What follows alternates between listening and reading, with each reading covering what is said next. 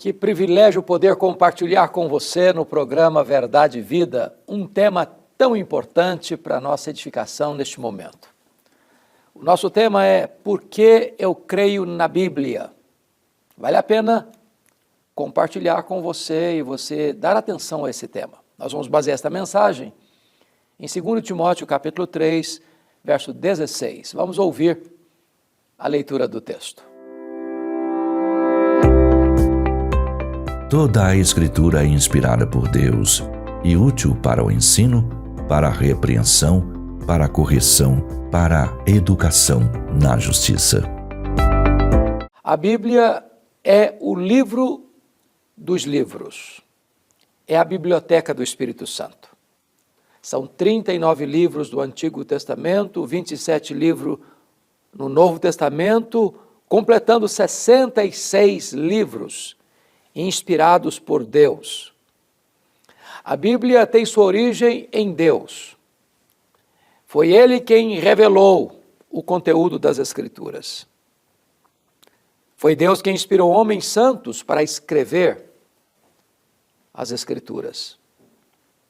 O conteúdo dela é inerrante, é infalível, é suficiente. A Bíblia é a nossa única regra de fé e prática.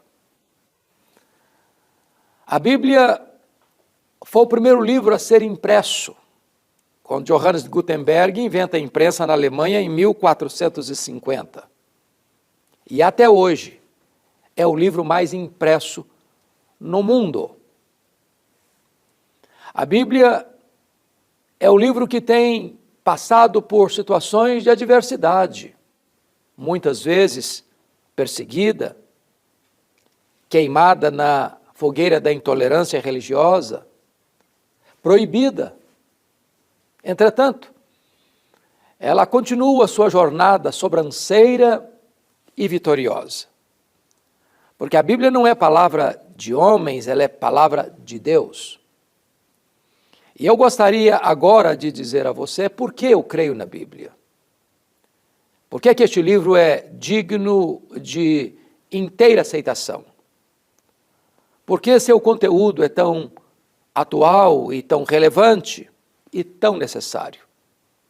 Então, perceba comigo algumas razões pelas quais eu creio na Bíblia. Primeiro, eu creio na Bíblia por causa da sua unidade na diversidade. Nós temos na Bíblia cerca de 40 escritores que, na composição desses 66 livros, nós tivemos um período aí de 1.500 anos, porque você começa com Moisés, 1.500 anos antes de Cristo, e você conclui o Novo Testamento no final do primeiro século. E, portanto, temos autores diferentes, homens de matizes diferentes, desde um homem culto e sábio como Moisés, o grande legislador, como um homem da estirpe de Salomão, também como um boiadeiro como Amós. Você tem no Novo Testamento homens como Paulo, que era uma espécie de enciclopedista da época, e você tem Pedro, que era um pescador. Mas, embora remetentes diferentes para destinatários diferentes, em línguas diferentes, em tempos diferentes, em culturas diferentes, em circunstâncias históricas e geográficas diferentes, há uma plena harmonia no conteúdo da Bíblia. Isso é único. Isso é inédito. Isso é singular. Qualquer outra obra literária, seja filosófica, científica ou religiosa, onde vários autores vão escrever sobre um determinado assunto, vai existir conflito, tensão, contradição. Também haverá necessidade de atualização do seu conteúdo, pois a Bíblia é perfeita. Ela não precisa ser atualizada nem ressignificada. Ela não contém a palavra de Deus, ela é a palavra de Deus, inerrante, infalível e suficiente. Por isso, eu creio na Bíblia. A segunda razão que eu gostaria de trazer à sua memória esclarecida é que a Bíblia escreve a história antes dela acontecer. O Deus que inspirou a Bíblia, Ele está além do tempo. Ele é eterno. Para Ele, 1000 dias é como um ano é como 1000 dias. Nós lidamos com o tempo nesta tríplice dimensão de passado, presente e futuro. Mas Deus está lá no futuro, no seu eterno agora. Deus não é surpreendido. Deus não é pego de surpresa. Ele conhece o futuro, o passado e o presente ao mesmo tempo. Portanto, as profecias bíblicas não são meras e vagas previsões do futuro. Mas as profecias bíblicas são a determinação do futuro pelo próprio Deus. O que Deus profetizou na sua palavra vai acontecer. Você pode, por exemplo, pegar as profecias da primeira vinda de Cristo. São centenas. E todas elas se cumpriram literalmente, precisamente, rigorosamente, cabalmente. Se nós fôssemos olhar as profecias bíblicas num campo de coincidência, daria um número astronômico e absurdo. Quando você olha para as profecias da segunda vinda de Cristo, elas estão se cumprindo rigorosamente e hão de se cumprir literalmente. Há muitas profecias de detalhes históricos, geográficos, datas, situações precisas, que Gene Getz, na sua análise, disse que se essas profecias fossem colocadas num campo de coincidência, daria uma cifra superior a 10 elevado à 17ª potência. É a mesma coisa que você pegar, por exemplo, o estado do Rio de Janeiro e cobrisse todo esse estado com moedas de R$1 e marcasse uma dessas moedas e vendasse uma pessoa e soltasse essa pessoa nesse mar de moedas sem enxergar nada para encontrar esta moeda marcada.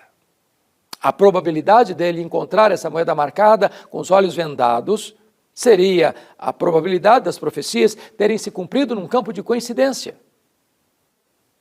Deus conhece o futuro desde agora e Ele já determinou o futuro. Portanto, o futuro já chegou e a Bíblia relata essas profecias com precisão. Na verdade, promessa de Deus, profecia divina e realidade são a mesma coisa. Porque Deus vela pela sua própria palavra em a cumprir e Ele é o próprio avalista da sua palavra. É por isso que eu creio na Bíblia. Mas em terceiro lugar, eu creio na Bíblia porque a Bíblia mesmo diz de si mesma que ela é viva, que ela é eficaz, que ela é a própria voz de Deus poderosa. Ela é a palavra que, uma vez proclamada, não volta vazia, sem operar aquilo para o qual Deus a designou. Ela restaura a alma, ela alegra o coração, ela ilumina os olhos, ela dá sabedoria aos simples. Ela é mais preciosa do que muito ouro depurado e ela é mais doce do que o mel e o destilar dos favos.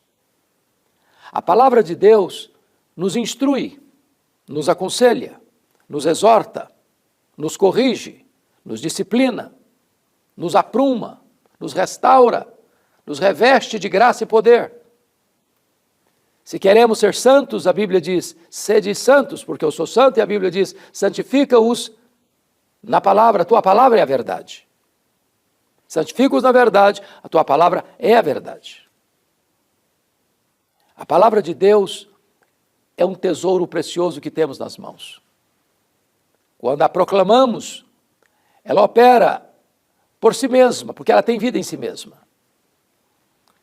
Miguel Riso, que foi pastor presbiteriano em São Paulo, nos idos da década, salvo o melhor juízo, de 60, um dos maiores pregadores que o nosso país já contemplou, pastor da Igreja Presbiteriana Unida de São Paulo, escreveu um livro chamado Sozinha. E ele conta a história de um colportor que vendia Bíblias para os fazendeiros de uma região de Minas Gerais.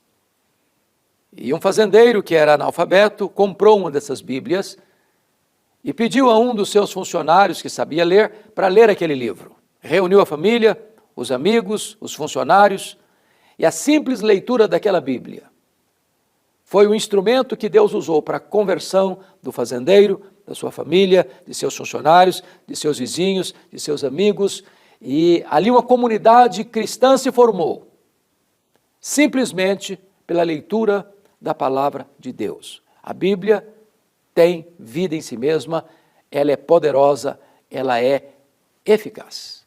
É por isso que eu creio na Bíblia. E você? Você crê na Bíblia? Você tem uma Bíblia? Você estuda a Bíblia? Você medita neste livro? Você tem buscado a compreender as Escrituras, a palavra de Deus, para aplicar essas verdades em seu coração? Você tem se alimentado deste pão do céu? Você tem permitido que esta palavra seja luz na sua história, na sua caminhada, lâmpada para os seus pés? Você tem seguido os conselhos de Deus que estão na palavra para ter uma vida sábia, santa e bem-aventurada? Você tem anunciado estas verdades à sua família, aos seus amigos? Eu creio na Bíblia. Este livro é o grande tesouro que tem nos instruído no caminho da verdade. Você pode fazer o mesmo. Crer na Bíblia, amar a Bíblia, ler a Bíblia, viver a Bíblia e pregar a Bíblia. Eu vou orar com você.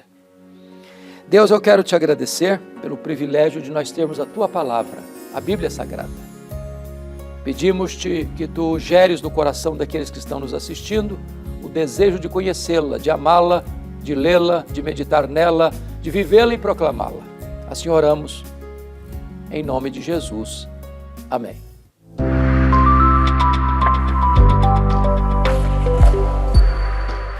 Chegamos ao final de mais um Verdade e Vida e espero que você tenha sido abençoado por meio desse programa. Se você quiser compartilhá-lo com alguém próximo a você, um vizinho, um parente, é muito fácil de fazê-lo. Basta você entrar em contato conosco pelo nosso WhatsApp. O telefone está aparecendo aí na tela, o código de área é o 11 947 18 94 50. Você vai digitar a palavra vida e nós vamos enviar para você aí na sua casa, no seu telefone, o programa de hoje para você compartilhar com quem você quiser. Vamos nos despedindo aqui, mas semana que vem estaremos de volta, sempre neste mesmo horário e neste mesmo canal. Que Deus te abençoe ricamente.